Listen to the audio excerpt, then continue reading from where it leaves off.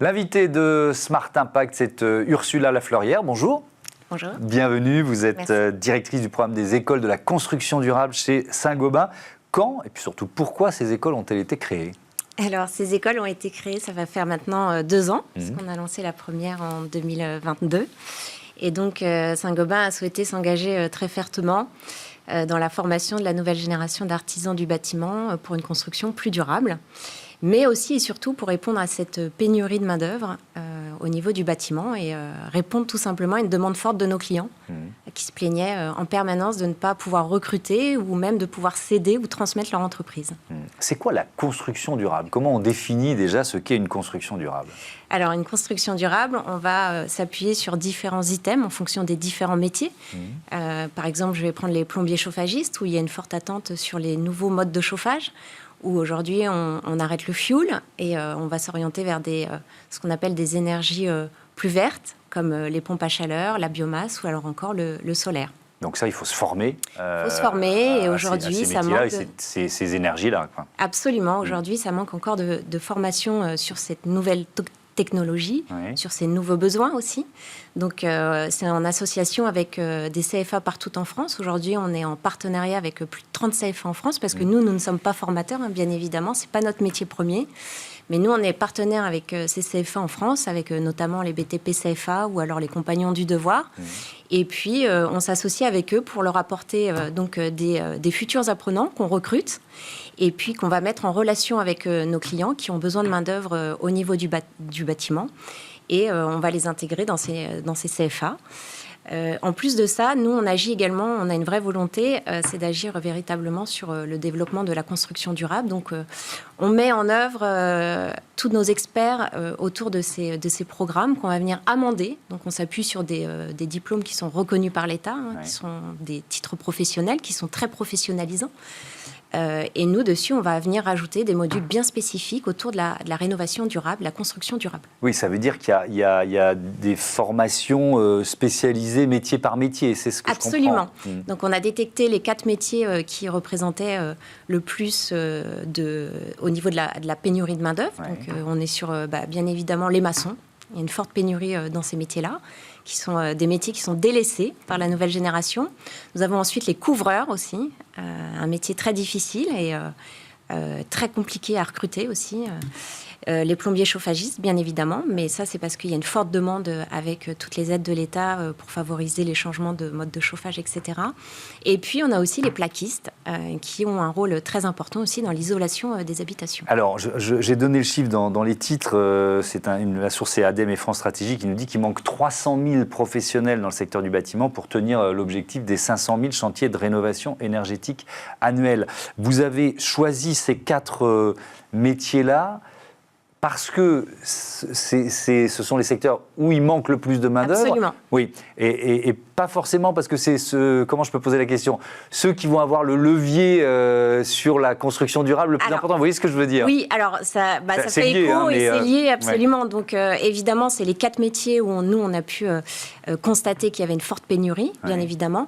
Mais ce sont aussi les métiers qui œuvrent le plus pour la rénovation en mode construction durable. Si on prend, alors vous nous avez donné l'exemple des plombiers chauffagistes, on peut décliner parce que c'est intéressant, c'est très concret. Un maçon formé à la construction durable, qu'est-ce qu'il va faire de différent ? Eh bien, il va utiliser des matériaux différents, des matériaux plus naturels, des matériaux qui sont plus écologiques. Des matériaux de récupération De aussi. récupération. On a par exemple un nouveau procédé qui s'appelle la terre liant. Donc, c'est une méthode de construction qui utilise des matériaux très naturels et meilleurs pour la planète.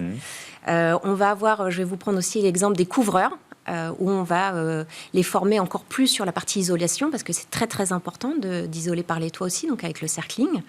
Et puis on a aussi nos plaquistes, donc c'est la toute dernière école qu'on vient de lancer, où là aussi on met l'accent fortement sur la partie isolation de l'intérieur de la maison. Alors ces apprentis ressortent avec un diplôme, avec une certification ? Absolument, ces apprentis, donc aujourd'hui en 2 ans on a formé plus de 400 apprentis. L'ambition du groupe c'est d'en former à peu près 2500 d'ici 2028. Donc, on a une forte ambition sur cette formation de nos futurs artisans, de cette future génération d'artisans.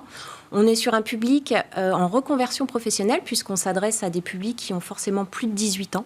Donc, on a tout type de profil. Moi, par exemple, dans les classes, j'ai affaire à des anciens joueurs professionnels de handball, ou alors de rugby qui souhaitent se reconvertir, ou alors des anciens ingénieurs, architectes qui souhaitent revenir à des métiers plus manuels.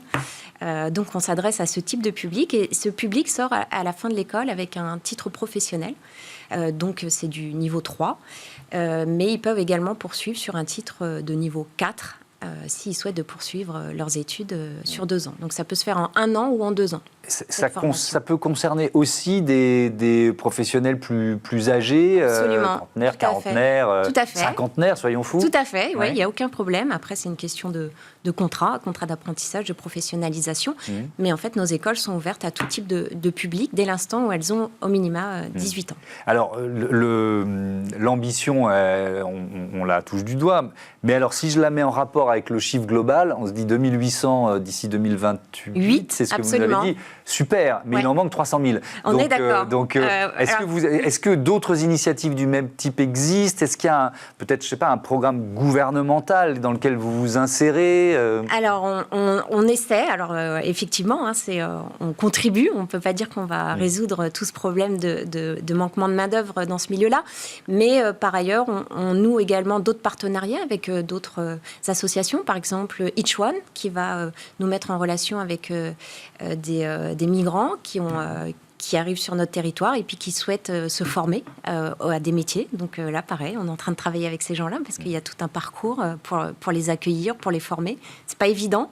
On a reçu Ichwan plusieurs fois ici. C'est vrai, voilà, qui ont envie de travailler. Voilà, donc on essaye de nouer tous ces partenariats pour étendre au maximum cette formation de cette nouvelle génération d'artisans. Donc voilà.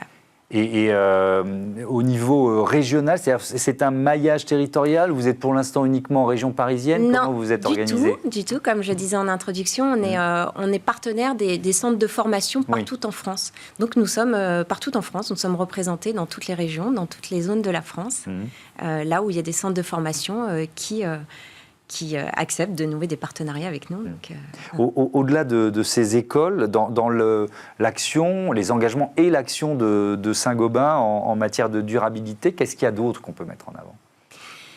Alors, il y a beaucoup d'initiatives, puisque nous, moi, je représente la branche, on va dire, distribution, donc avec derrière les enseignes .P, CDO, etc. Mais il y a aussi toute la branche industrie, où on est sur de la fabrication de produits, où là, bien évidemment, on s'oriente sur des produits qui sont exclusivement liés maintenant à la construction durable. Donc, on pense à tous ces produits qui favorisent l'isolation toujours plus et une meilleure consommation. Ça veut dire une éco-conception, c'est-à-dire qu'on réfléchit aussi au cycle de vie du produit, ce qui va devenir après? Absolument, à son impact carbone, à comment on va le recycler. On a maintenant dans toutes nos filières et dans toutes nos enseignes, on a tout un circuit qui est pensé pour recycler l'intégralité des produits qu'on vend. Ouais. On a évoqué rapidement la récupération, la réutilisation des matériaux sur les chantiers. Est-ce que c'est une nouvelle filière, finalement, d'une certaine façon, qu'il faut inventer ou qui est en train de se mettre en place? Absolument, c'est une nouvelle filière et il faut surtout éduquer ces nouvelles générations d'artisans. Donc c'est pour ça qu'on est également en partenariat avec Tri & Recycle, donc qui va venir intervenir dans l'intégralité de nos classes pour justement commencer à éduquer, à sensibiliser ces générations d'artisans à l'importance de trier et de recycler les déchets sur le bâtiment. C'est un changement d'état d'esprit, c'est-à-dire que c'est plus un déchet, quoi. C'est presque une ressource. Ça devient une ressource à la fin, ouais, absolument. Et ça, faut savoir leur donner cette vision globale que s'ils font ça, c'est pas uniquement pour les embêter, pour recycler, etc., mais qu'à la fin, ça permet aussi de reproduire de nouveaux matériaux qui seront bien meilleurs en termes d'impact carbone et puis plus facile pour eux d'utilisation dans leur métier également. Merci beaucoup Ursula Lafleurière et à bientôt sur Be Smart for Change. On passe à notre Zoom, comment capturer le carbone.